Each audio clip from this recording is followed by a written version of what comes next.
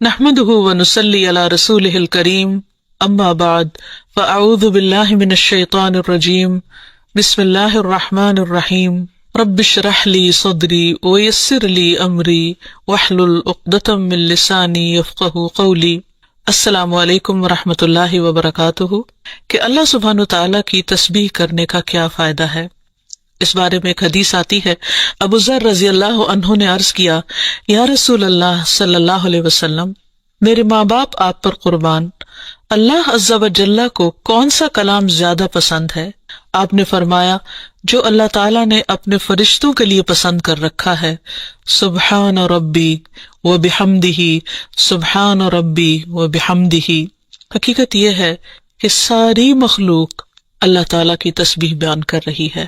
قرآن مجید میں آتا ہے، تسبح لہ السماوات السبع والارض ومن فیہن وإن من شیء الا یسبح بحمدہ ولکن لا تفقہون تسبیحہم انہ کان حلیما غفورا۔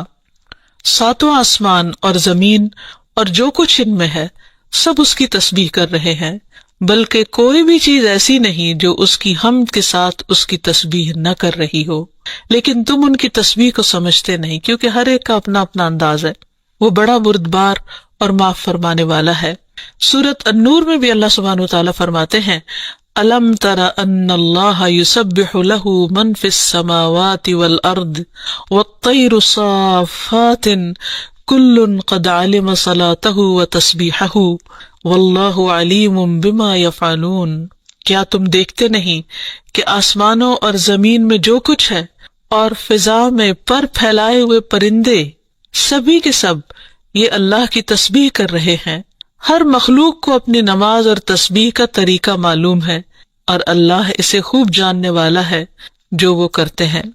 بہت ہی خوبصورت آیت ہے جس سے یہ پتہ چلتا ہے کہ نمبر ایک، ساری مخلوق تسبیح کر رہی ہے، سب اللہ کے ذکر میں مشغول ہیں، ایک ذرے سے لے کر بڑے بڑے ستارے اور سیارے۔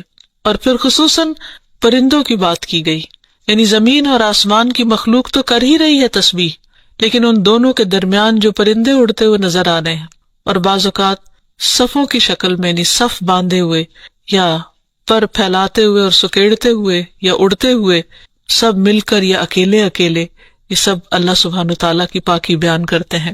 ویسے بھی آپ نے دیکھا ہوگا کہ صبح اور شام کے اوقات میں بڑے بڑے درختوں پر بیٹھے ہوئے ہزاروں کی تعداد میں پرندے یک زبان ہو کر اللہ سبحانہ وتعالیٰ کی تسبیح کر رہے ہوتے ہیں، ذکر کر رہے ہوتے ہیں۔ فرمایا یہ سب اللہ کی تسبیح کرتے ہیں۔ تیسری بات یہ فرمائی گئی کہ ہر مخلوق کو اپنی نماز اور تسبیح کا طریقہ معلوم ہے۔ کس قدر دلچسپ اور خوبصورت بات ہے کہ پرندہ ہو یا چیونٹی ہو یا کوئی بڑے سے بڑا جانور ہو یا ستارہ اور سیارہ ہو، ہر ایک کو تسبیح بھی معلوم ہے، یعنی اللہ کا ذکر کیسے کرنا ہے، اور یہ بھی معلوم ہے کہ اس کا کام کیا ہے، وہ کیوں پیدا کیا گیا ہے، یعنی اس کو اپنے مقصد زندگی کا بھی معلوم ہے، اور پھر اللہ تعالیٰ کی عبادت اور اطاعت کے طریقے کیا ہیں، اس کے لیے کون سی راہیں مقرر کر دی گئی ہیں، یہ بھی اس کو خوب معلوم ہے۔ تو اس میں حیرت کی بات یہ ہے کہ اگر ساری مخلوق یہ جانتی ہے تو پھر انسان کا انجان بننا اس کے لیے کس قدر خطرناک ہے۔ اللہ تعالیٰ نے سب کچھ انسان کے لیے پیدا کیا اور وہ ساری چیزیں انسان کی خدمت میں خوب لگی ہوئی ہیں، لیکن انسان کو جس کے لیے پیدا کیا گیا، انسان اس مقصد کو بھول گیا اور اپنے رب سے غافل ہو گیا۔ تو اس لیے اگر ہم تسبیح نہیں کریں گے تو ہم ساری کائنات سے الگ ہو جائیں گے۔ وہ سب تو اللہ کے وفادار، فرما بردار، تسبیح گزار، اور ہم اللہ سے غافل، یہ دل کیسے گوارا کر سکتا ہے؟ اس لیے زیادہ سے زیادہ اللہ سبحانہ و تعالیٰ کی تسبیح کرنی چاہیے۔ ایک حدیث سے یہ بھی پتہ چلتا ہے کہ چیونٹیاں بھی اللہ کی تسبیح کرتی ہیں۔ جب ایک موقع پر کسی نے چیونٹیوں کو جلا دیا تو اللہ سبحانہ و تعالیٰ نے ان سے یہی کہا کہ تم نے گروہوں میں سے ایک ایسے گروہ کو جلا دیا جو اللہ کی تسبیح بیان کرتا ہے، اور ویسے بھی آگ کا عذاب اللہ کے سوا کسی اور کو دینے کا حق نہیں۔ پھر اسی طرح جو کھانا ہم کھاتے وہ بھی اللہ کی تسبیح کرتا ہے۔ عبداللہ بن مسعود رضی اللہ عنہما بیان کرتے ہیں کہ ہم آپ صلی اللہ علیہ وسلم کے زمانے میں کھاتے وقت کھانے کی تسبیح سنتے تھے، یعنی نبی صلی اللہ علیہ وسلم سنوا سکتے تھے کہ کس طرح کھانا تسبیح کر رہا ہے۔ پھر اسی طرح فرشتے بھی اللہ تعالیٰ کی تسبیح کرتے ہیں، جس کا وہ اقرار خود کر رہے تھے کہ وَنَحْنُ نُسَبِّحُ بِحَمْدِكَ وَنُقَدِّسُ لَكَ، کہ ہم تیری حمد کے ساتھ تیری تسبیح کرتے ہیں اور تیری پاکی بیان کرتے ہیں۔ قرآن مجید میں سورۃ الشورى میں بھی آتا ہے وَالْمَلَائِكَةُ يُسَبِّحُونَ بِحَمْدِ رَبِّهِمْ، اور فرشتے اپنے رب کی حمد کے ساتھ اس کی تسبیح کرتے ہیں، یعنی تعریف بھی کرتے ہیں، تسبیح بھی کرتے ہیں۔ تسبیح کا مطلب ہوتا ہے اللہ تعالیٰ کو ہر عیب اور نقص سے پاک قرار دینا، اور حمد ہوتا ہے اللہ تعالیٰ کی تعریف بیان کرنا، یعنی اس کی خوبیوں پر اور اس کے کمالات پر اس کی تعریف کرنا۔ پھر اسی طرح وہ فرشتے جو عرش کو اٹھائے ہوئے ہیں وہ بھی اللہ تعالیٰ کی تسبیح کرتے رہتے ہیں۔ الذین یحملون العرش ومن حولہ یسبحون بحمد ربہم، جو فرشتے عرش اٹھائے ہوئے ہیں اور جو اس کے ارد گرد ہیں سب اپنے پروردگار کی حمد کے ساتھ اس کی تسبیح کرتے ہیں۔ ایک اور جگہ پر آتا ہے وَتَرَى الْمَلَائِكَةَ حَافِّينَ مِنْ حَوْلِ الْعَرْشِ يُسَبِّحُونَ بِحَمْدِ رَبِّهِمْ، نیز اس دن آپ دیکھیں گے یعنی قیامت کے دن کہ فرشتے عرش کے گرد حلقہ باندھے اپنے پروردگار کی تعریف کے ساتھ تسبیح کر رہے ہیں۔ پھر اسی طرح بعض مواقع پر جب وحی نازل ہوئی تو نزول وحی کے وقت حاملین عرش سے لے کر تمام انسانوں کے فرشتوں نے تسبیح کی، یعنی انسان کی ہدایت کے لیے اتنی بہترین کتاب اتاری جا رہی تھی۔ اور تسبیح فرشتوں کی خوراک بھی ہے، یعنی جیسے ہم انسان کھانا پینا کرتے ہیں اسی طرح فرشتوں کو کسی مادی چیز کے کھانے کی ضرورت نہیں ہوتی، وہ ان کی تسبیح جو ہے وہی خوراک ہے۔ اس بارے میں حضرت عائشہ کہتی ہیں کہ میں نے نبی صلی اللہ علیہ وسلم سے پوچھا کہ دجال کے زمانے میں ایمان والوں کا کھانا کیا ہوگا، یعنی اتنا فتنے کا دور ہوگا اور ہر شخص چھپ جائے گا اور چاہے گا کہ وہ اس فتنے سے بچ جائے، تو پھر وہ کیا کھائے گا؟ آپ نے فرمایا جو فرشتوں کا ہے، یعنی تسبیح، تکبیر، تحمید، تحلیل، یعنی اللہ تعالیٰ کی حمد و ثنا کرنا، اللہ کا ذکر کرنا۔ اور تسبیح کیوں نہ کی جائے؟ کیونکہ اللہ سبحانہ تعالیٰ نے قرآن مجید میں اپنے حبیب محمد صلی اللہ علیہ وسلم کو بارہا تسبیح بیان کرنے کا حکم دیا ہے۔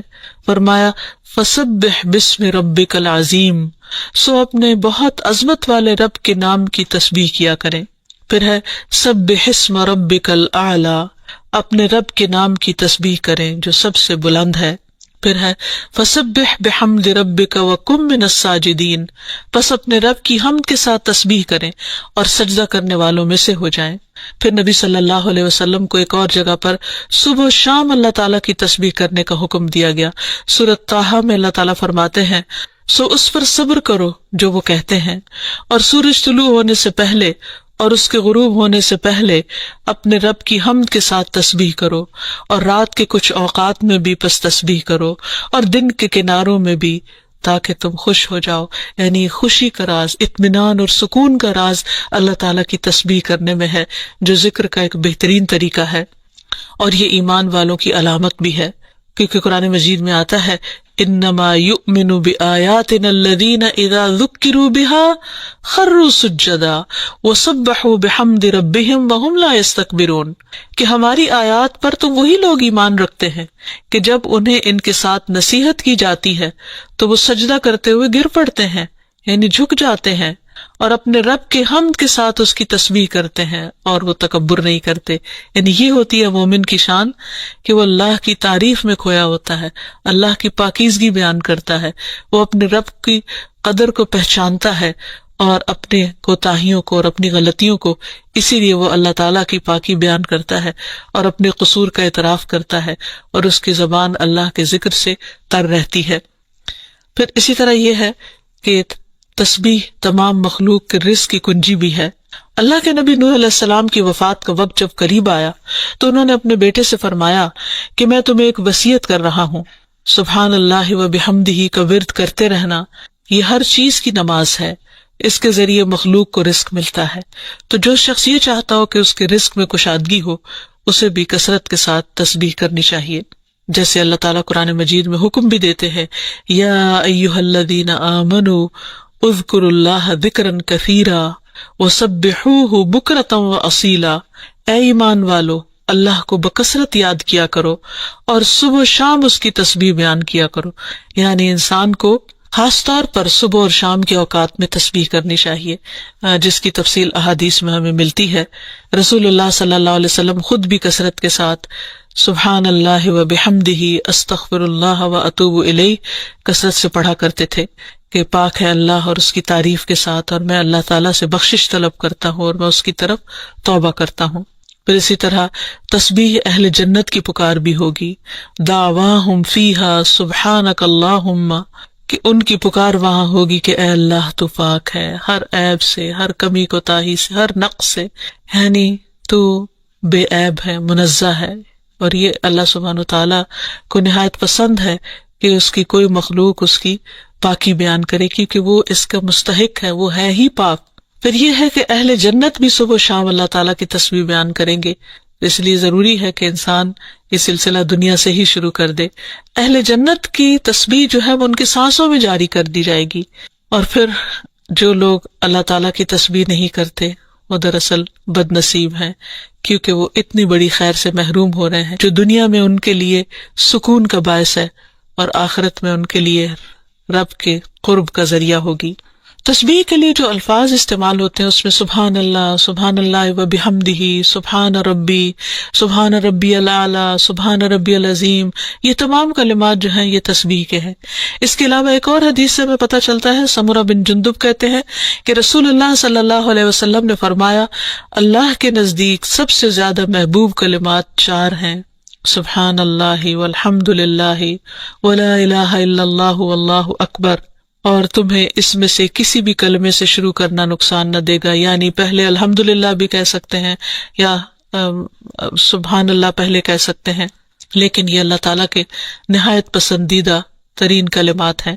پھر اسی طرح آپ صلی اللہ علیہ وسلم نے یہ بھی فرمایا کہ بے شک تم لوگ اللہ کی عظمت کا جو ذکر کرتے ہو، یعنی تسبیح، تحلیل، تحمید، جو الفاظ بھی کہتے ہو، وہ عرش کے ارد گرد چکر لگاتے ہیں، ان کی ایسی بنبناہٹ ہوتی ہے جیسے شہد کی مکھیوں کی بنبناہٹ، وہ اپنے کہنے والے کا ذکر اللہ کے ہاں کرتے ہیں، کیا تم نہیں چاہتے کہ اللہ کے ہاں تمہارا ذکر ہوتا رہے؟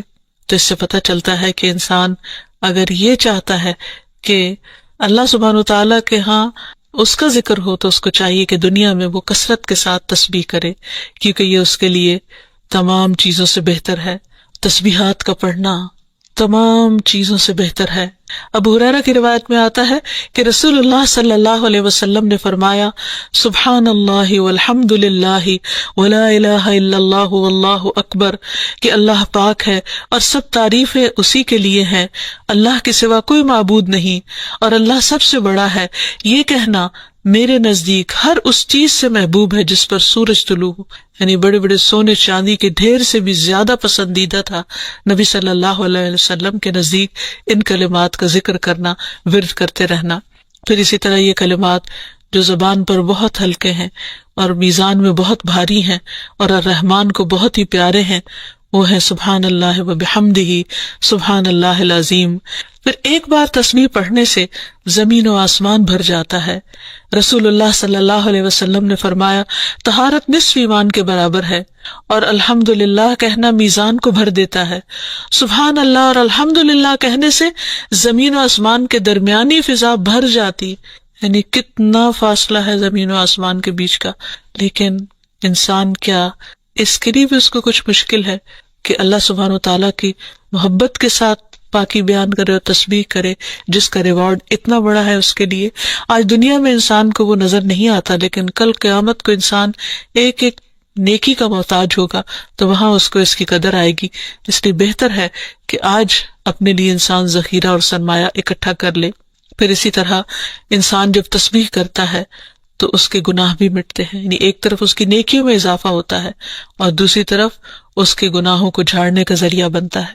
انس رضی اللہ عنہ کہتے ہیں کہ رسول اللہ صلی اللہ علیہ وسلم ایک ایسے درخت کے پاس سے گزرے جس کے پتے سوکھ چکے تھے، آپ نے اس پر لاٹھی ماری تو اس کے پتے جھڑنے لگے، پھر آپ نے فرمایا، الحمدللہ وسبحان اللہ ولا الہ الا اللہ واللہ اکبر سے اسی طرح گناہ جھڑتے ہیں جس طرح اس درخت کے پتے جھڑے ہیں۔ پھر اسی طرح یہ 100 اونٹوں سے افضل عمل ہے۔ نبی صلی اللہ علیہ وسلم نے فرمایا، جس نے سورج طلوع ہونے اور اس کے غروب ہونے سے قبل 100 بار سبحان اللہ کہا تو یہ اس کے لیے 100 اونٹوں سے بہتر ہے، یعنی اتنی بڑی کمائی اور نیکیوں کا اتنا بڑا ذخیرہ ہے۔ پھر اسی طرح تسبیح کے کچھ اور کلمات ہیں، کہ جن سے آسمان کے دروازے کھل جاتے ہیں۔ ابن عمر کہتے ہیں کہ ہم رسول اللہ صلی اللہ علیہ وسلم کے ساتھ نماز پڑھ رہے تھے کہ جماعت میں سے ایک آدمی نے کہا اللہ اکبر کبیرہ والحمد للہ کثیرا وسبحان اللہ بکرۃ واصیلا، تو رسول اللہ صلی اللہ علیہ وسلم نے فرمایا اس طرح کے کلمات کہنے والا کون ہے؟ جماعت میں سے ایک آدمی نے عرض کیا اے اللہ کے رسول میں ہوں۔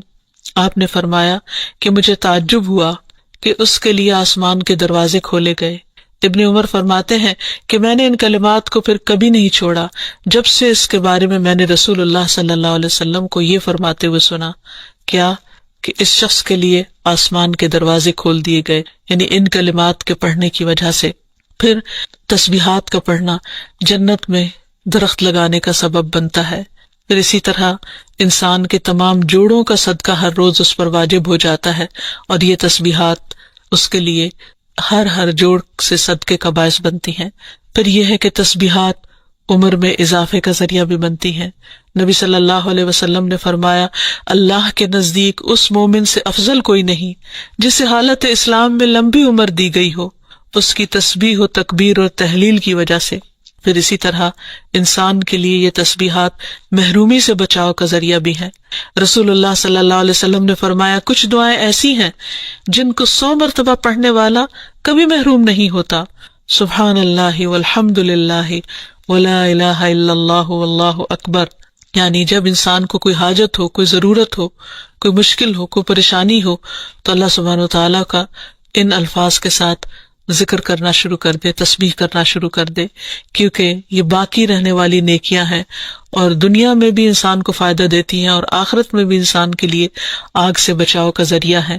حدیث میں آتا ہے رسول اللہ صلی اللہ علیہ وسلم نے فرمایا اپنا بچاؤ حاصل کر لو۔ صحابہ نے عرض کیا اللہ کے رسول کیا دشمن آ گیا؟ آپ نے فرمایا نہیں، لیکن جہنم سے تمہارا بچاؤ سبحان اللہ والحمد للہ ولا الہ الا اللہ واللہ اکبر سے ہے، اور یہی کلمات باقیات صالحات ہیں۔